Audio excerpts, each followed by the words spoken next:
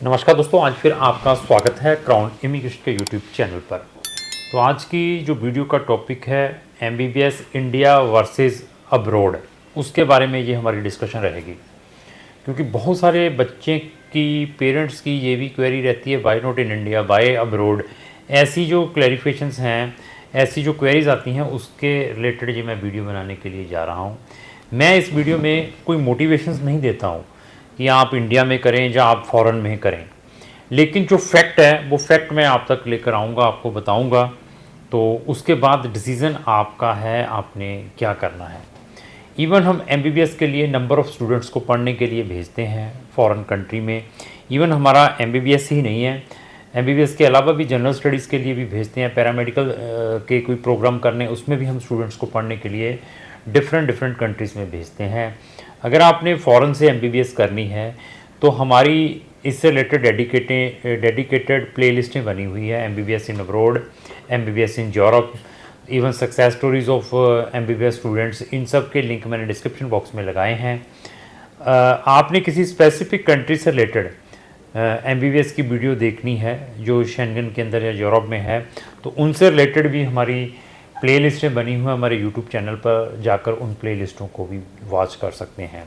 तो इस वीडियो को स्टार्ट करने से पहले मैं फिर एक चीज़ क्लियर कर दूं, अगर आपकी डेस्टिनेशन इंडिया ही है, कि आप चाहते हैं कि हमने सारा कुछ इंडिया में ही करना है, तो मैं स्ट्रॉन्गली रिकमेंड करूंगा उन बच्चों को वो सिर्फ अपनी एमबीबीएस इंडिया से ही करें इंस्टेड ऑफ फॉरेन कंट्रीज़ में जाने की बजाय। क्योंकि एनएमसी का जो बजट है एफएमजी स्टूडेंट्स के लिए, फॉरेन ग्रेजुएट मेडिकल जो स्टूडेंट्स हैं उनके लिए, दैट इज़ वेरी स्ट्रिक्ट है। उसका बनाने का कारण भी ये रहा है कि जो छोटी छोटी फैक्ट्रियां खोली हुई हैं छोटी छोटी कंट्रीज़ ने डॉक्टर प्रोड्यूस करने के लिए, तो उनके धंधों को बंद करवाया जाए। अंडर डेवलपिंग कंट्रीज जो डॉक्टर्स प्रोवाइड कर रही हैं, वो आकर इंडिया में लाइसेंस लेकर काम स्टार्ट कर देते थे अपना। तो दैट रीज़न वो गजट बना है, उसके अंदर बहुत सारी चीज़ें स्ट्रिक्ट हैं, उनको ज़रूर फॉलो करना है। तो मैं फिर वर्ड रिपीट कर दूं, जिनकी डेस्टिनेशन एमबीबीएस की इंडिया की ही है तो वो अपनी एमबीबीएस इंडिया से ही करें, चाहे वो प्राइवेट है चाहे वो गवर्नमेंट में सीट मिलती है, इंस्टेड ऑफ फॉरेन कंट्री। और छोटी छोटी कंट्रीज़ को एमबीबीएस के लिए अवॉइड करें, ये भी मेरी स्ट्रांगली रिकमेंडेशन है। बाकी इस गजट के जो गजट एफएमजी स्टूडेंट्स का, इसके कंसिक्वेंसेस 6 ईयर के बाद दिखाई देंगे, क्योंकि 2021 को ये गजट आया था और 6 साल बच्चा जब अपने सेक्रीफाइस करके आता है फॉरेन कंट्रीज़ में, 2027 में इसकी क्लियर पिक्चर पता चलेगी कि आपने जो 6 साल फॉरेन कंट्री में स्पेंड किए हैं, 6 साल की वहाँ पर इन्वेस्टमेंट की है, तो उसका जो इम्पोर्टेंस है या उसको क्या इंडियन गवर्नमेंट कंसिडर करती है या नहीं है, उसके बाद ही इसकी जो आपको चीज़ें क्लियर मिलेंगी। तो अभी इनके मैं कंपैरिजन एमबीबीएस इन यूरोप या अब्रॉड। तो सबसे पहले क्या है, इंडिया में अगर एडमिशन लेना है तो बच्चों को कॉमन जो एंट्रेंस एग्ज़ाम है देना पड़ता है, नीट। तो सबसे पहले NEET, that is very competitive, और इस साल भी बहुत सारे बच्चे अपेड हुए हैं, आई थिंक 23 लाख बच्चा। तो जहाँ पर 1.5 लाख की सीट्स हैं, तो बहुत सारा बच्चा क्वालिफाइड भी हुआ है, उनको सीट्स नहीं मिलती हैं, मतलब कंपटीशन बहुत टफ है। तो अगर फॉरेन कंट्रीज़ में आते हैं, वहाँ पर विदाउट एंट्रेंस एग्ज़ाम भी एडमिशन्स मिल सकते हैं आपको।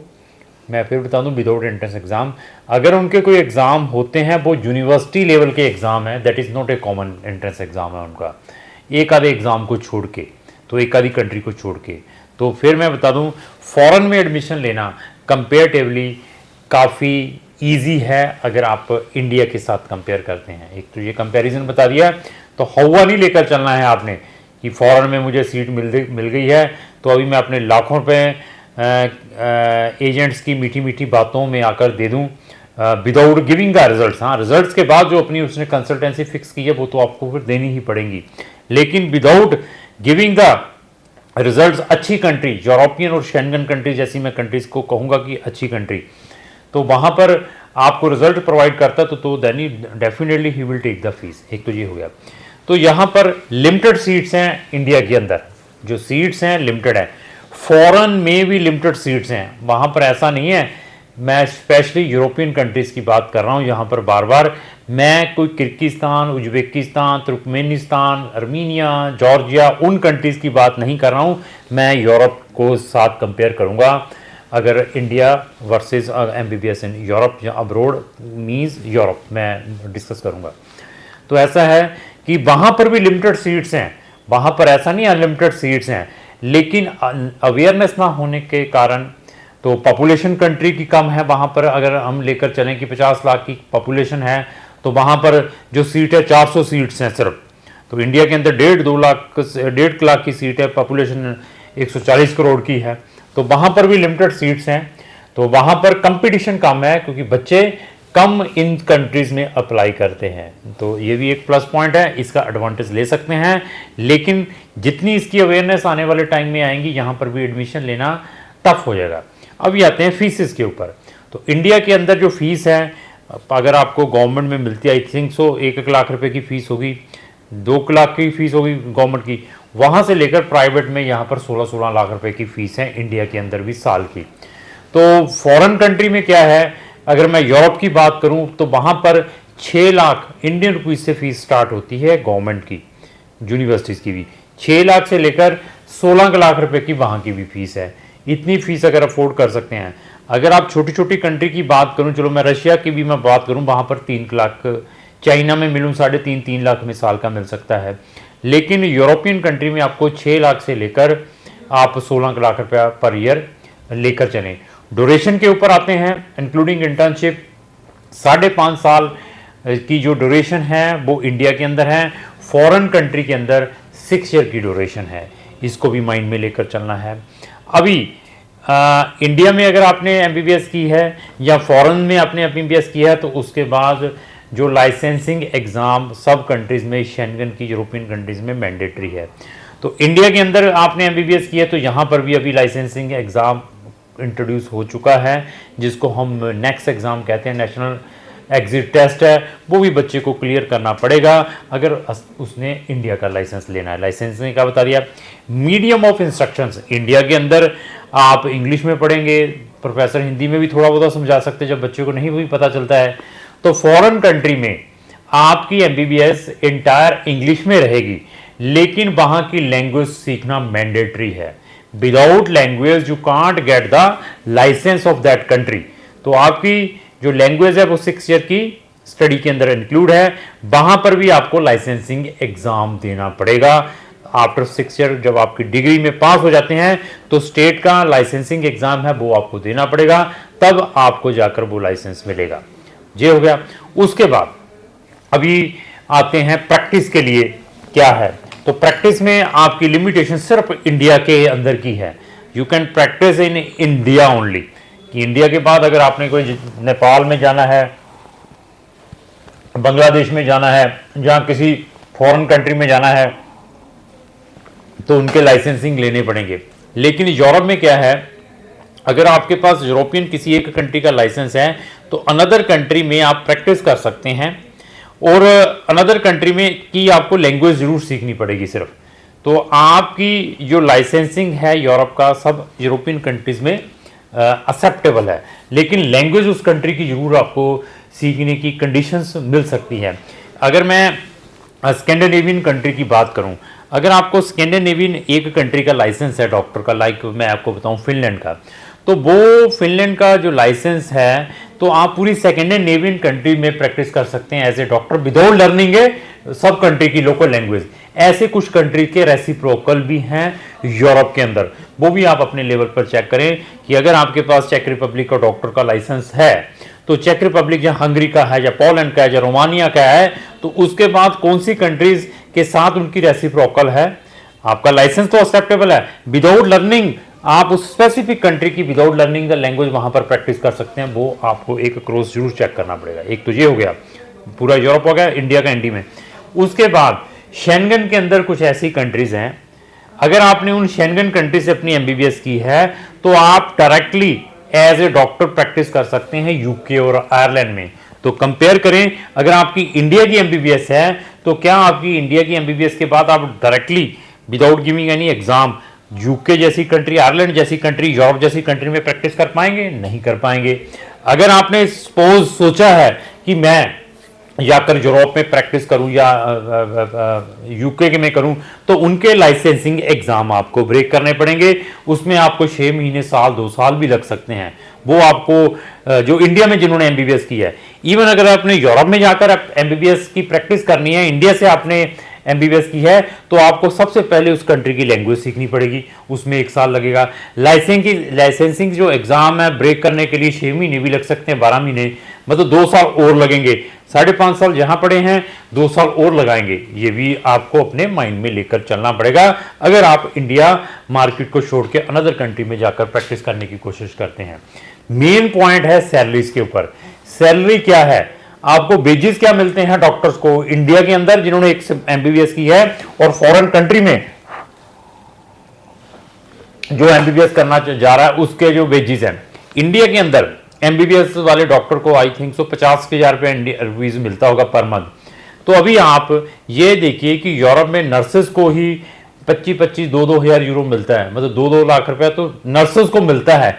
तो डॉक्टर की सैलरीज जो मैं एक्सपेक्ट करता हूँ 2.5 लाख रुपया मिनिमम होनी चाहिए फॉरेन कंट्री में, यूरोपियन कंट्री में। अगर आप यूरोप से एमबीबीएस करते हैं तो इस वेजेस को भी आपने चेक करना है।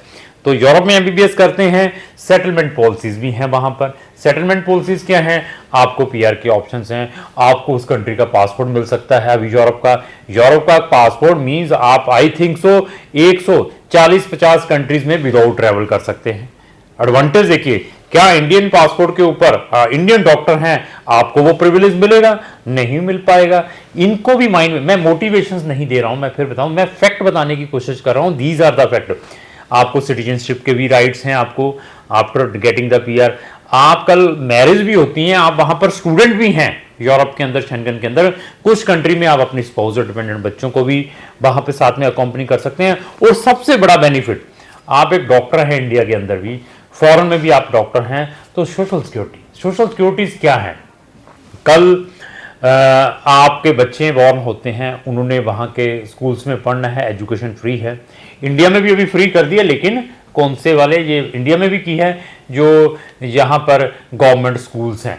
तो वहाँ के गवर्नमेंट स्कूल्स को कंपेयर करें, इंडिया के गवर्नमेंट स्कूल्स को कंपेयर करें, तो क्या फ़र्क है वो भी आपको। आपके मेडिकल फ्री है टोटली, वो भी आपने कंपेयर करना है। इंडिया का मेडिकल सिस्टम क्या है, तो वहाँ का मेडिकल सिस्टम क्या है। अगर आप इंडिया में कर रहे हैं तो डॉक्टर हैं, मेडिकल सिस्टम तो चलो आप मैनेज कर ही लेंगे। उसके बाद आपके अनएम्प्लॉयमेंट अलाउंसेस, कल आपकी जॉब चली जाती है, आपको जॉब नहीं मिल पा रही, आप इल हो जाते हैं, आपकी इल टाइम जो भी सैलरीज हैं, जो अनएम्प्लॉयमेंट अलाउंसेस हैं, वहाँ की गवर्नमेंट प्रोवाइड करती है। तो इंडिया में क्या डॉक्टर को प्रोवाइड करती? कल आप 50,000 रुपया ले रहे हैं, कल आपकी जॉब चली जाए तो क्या यहाँ पर आपको अनएम्प्लॉयमेंट अलाउंसेस मिलेंगे? और इस टाइप की रिटायरमेंट बेनिफिट्स हैं। कल बच्चा बॉर्न होता है, मैटरनिटी पैटर्निटी लीव जैसे बेनिफिट्स हैं। बच्चा जब बॉर्न होता है और जब बच्चे को अलाउंसेस डिफरेंट मिलते हैं वहाँ की कंट्रीज़ में, बच्चों के अलाउंसेस है, चिल्ड्रन अलाउंसेस, वो भी ऐसे बहुत सारे सोशल बेनिफिट्स भी हैं अगर आप एक अच्छी कंट्री से एमबीबीएस करते हैं। मैं यहाँ पर उन कंट्रीज़ की बात नहीं कर रहा हूँ, रशिया हुआ जी, मैं कहूँ मैं बेलारूस हुआ, वहाँ पर भी ये चीज़ मिलेगी आपको। जॉर्जिया, आर्मीनिया, अजरबैजान, कजाकिस्तान, ऐसी किर्गिस्तान, ऐसी कंट्री, फिलीपीन जी, बांग्लादेश जी, मैं नेपाल एमबीबीएस करने के वहाँ पर की बात नहीं कर रहा हूँ, मैं यूरोपियन कंट्रीज़ की बात कर रहा हूँ। इन कंपैरिजन को चेक करिए, मैं खुद नहीं बता रहा हूँ, cross check on the Google. salaries of doctors in Germany, salaries of doctor in Czech Republic, salaries of doctors in another countries डालिए क्या है, benefits for permanent resident of that respective country, वहाँ के अनदर चीज़ें check करें। और universities, अभी universities को भी कंपेयर करेंगे। तो अगर आप प्राइवेट यूनिवर्सिटी में इंडिया में करते हैं, जो नई नई 2-2, 4-4, 5-5 साल पुरानी यूनिवर्सिटी खुली हैं प्राइवेट, जिसकी 10-10, 12-12 लाख रुपए की फीस है, तो यूरोप में आपको वो यूनिवर्सिटीज़ मिलेंगी 10-12 लाख रुपए में, 8 लाख रुपए में, जिसकी वैल्यू एम्स से भी ज़्यादा है। जो एम्स से भी ओल्डेस्ट यूनिवर्सिटीज़ हैं, आपको वो यूनिवर्सिटीज़ मिल सकती हैं अगर आपका जो आपकी जो ट्यूशन फीस जहाँ पर आपकी 14-15 लाख रुपए आती है, उनसे भी ओल्डेस्ट यूनिवर्सिटीज़ मिल सकती हैं। तो अभी ये भी कंपैरिजन चेक करना है और आप गवर्नमेंट यूनिवर्सिटी से करेंगे। लेकिन पढ़ना पड़ेगा बच्चों को, एक्सक्यूजेस नहीं चलेंगे।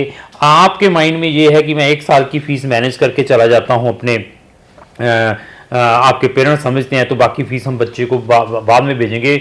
अगर आपके बच्चों ने यूरोप या किसी भी कंट्री से एमबीबीएस करनी है, आप अपने बजट को जरूर कैलकुलेट करें और बच्चों को पूरी गाइडेंस देकर भेजना है कि बेटा अभी मैं इतनी इन्वेस्टमेंट कर रहा हूँ, सीरियसली पढ़ना है। क्योंकि अगर रेगुलर क्लासेस नहीं अटेंड करते हैं, आपको टर्मिनेट भी किया जा सकता है, आपको क्लास से भी निकाला जा सकता है, बार बार फेलियर होते हैं, तो वहाँ पर पढ़ना पड़ेगा। नहीं पढ़ेंगे तो आपका बहुत सारा नुकसान भी हो सकता है। तो अगर आपने फॉरेन कंट्री में एमबीबीएस करने के लिए जाना है तो क्राउन इमिग्रेशन का भी ओपिनियन ले सकते हैं। तो अगर आपका कोई भी फ्रेंड एमबीबीएस या एमबीबीएस के अलावा भी किसी फॉरेन की स्टडी में इंटरेस्ट रखता है तो उसको भी ये वीडियो जरूर शेयर करें। अगर आपको जो मेरी वीडियो चलेगी इसको लाइक एंड शेयर करना ना भूलें। Thank you.